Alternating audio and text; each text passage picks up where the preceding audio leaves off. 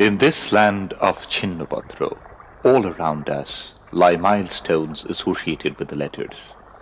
On our way from Cheuria to Kumarkhali, while crossing Gorai River, we came across Gorai Rail Bridge. Rabindranath almost got drowned under it. It happened one morning when the poet was returning by boat from Pantimohal. There was a good breeze, and the boat had picked up speed. It being the monsoons, the river was swollen. Big waves lashed the boat. At around 10:30 in the morning, the Gorai Bridge came into view. The boatmen thought that since the boat was going upstream, there would be no danger of the mast hitting the bridge. If there was such a possibility, they would simply have lowered its sails and it would automatically have retreated downstream. But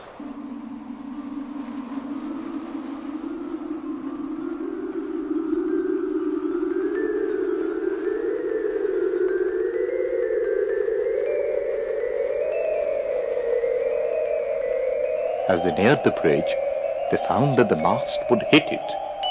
Besides, a whirlpool had formed at the place. It was too late. Before they knew it, the mast hit the bridge and the boat started tilting to one side. Everyone's life was in danger. Luckily, villagers from the bank came by boats and rescued Rabindranath before his boat completely capsized. The latter was later salvaged thanks to the efforts of the boatmen.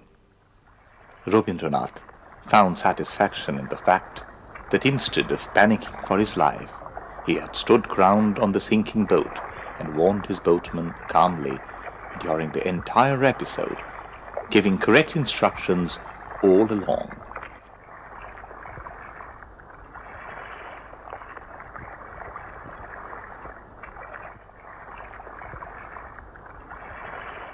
Strange are the aspects that Chinnopatro reveals of his personality.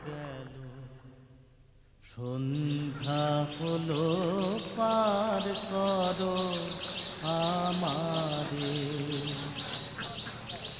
হরিদিন তো গেল সন্ধ্যা হলো পার করো আমারে তুমি পারের কর্তা. When we reached Harinath Majumdar's Kangal Kutir at Kumarkhali, it was raining. We never imagined that Majumdar's eminent press would still exist. We seemed to be standing before the remains of an ancient civilization. আমি আগে ঘাটে রইলাম বসে ওহে আমায় কি পার করবে না হে আমায় কি পার করবে না হে আমি অধম. Having gone way back in time to Rabindranath's era, Kangal's press was resplendent in all its past glory, shining in the rain.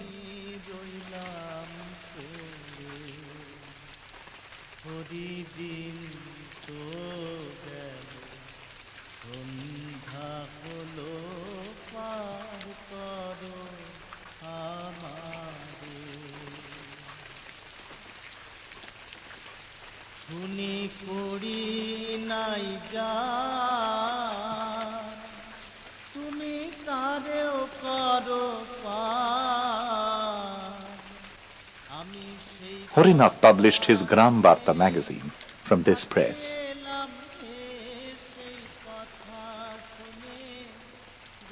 In it, he wrote about the torture of villagers on the Tagore estate. Suspicious that his subjects were being instigated to revolt, Devendranath hired musclemen from Shelaidaho. Lalun's followers formed a protective ring around Harinath's house and the press. So, there had been another triangle much before Rabindranath's times. a triangle formed by the Tagore dynasty, Lalon and Kangal. Had Rabindranath's coming changed the complexion of this triangle?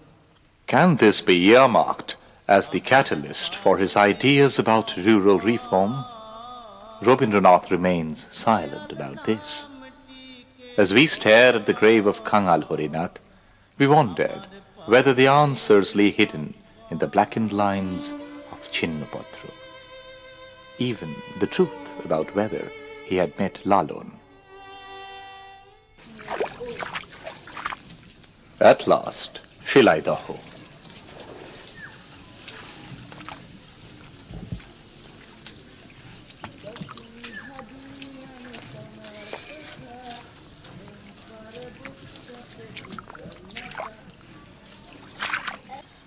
We had a hand-drawn map of the village with us to aid us in finding the Shilaidaho of those times.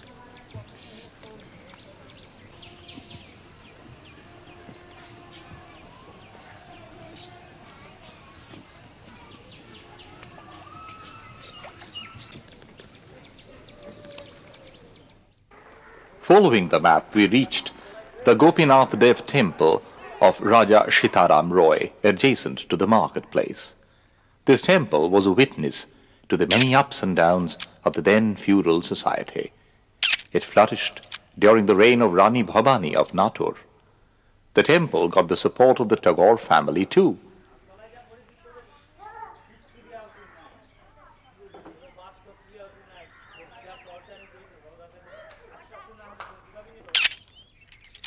Opposite it, there was the dais where the idol used to be bathed in curd.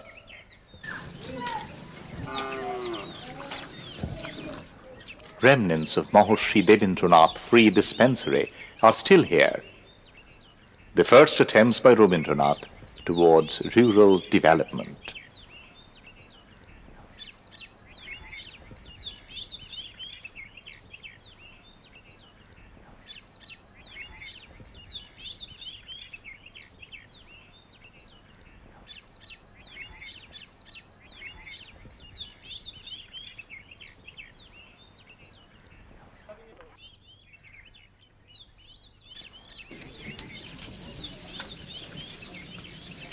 Walking further down, we reached the office building or kachari of the Tagore estate. From this office, Rabindranath managed the vast estate lands. In importance, it was next only to the estate office at Jorashako. Sitting on this pedestal of feudal power, Rabindranath got to know his downtrodden subjects.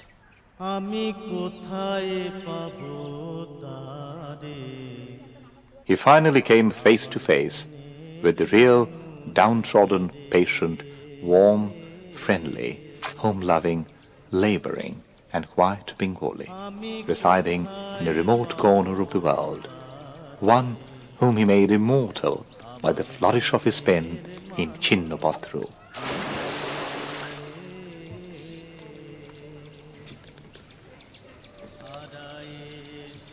It included the Maulvi of Chinnopatro, who used to irritate Rabindranath with his constant suggestions, Dari Majumdar, who used to weep and cry before him in gratitude for the benevolence bestowed on him by the Tagore landlords, the Brahmin, who used to compose long poems praising Rabindranath.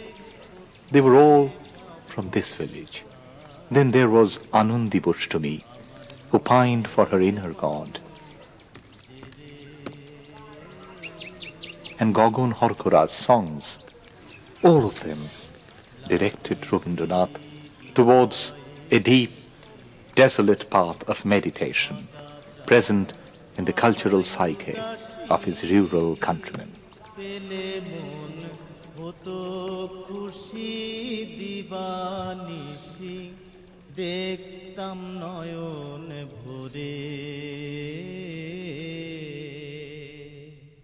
Today, the characters are gone, the partition of Bengal having wiped away their last traces.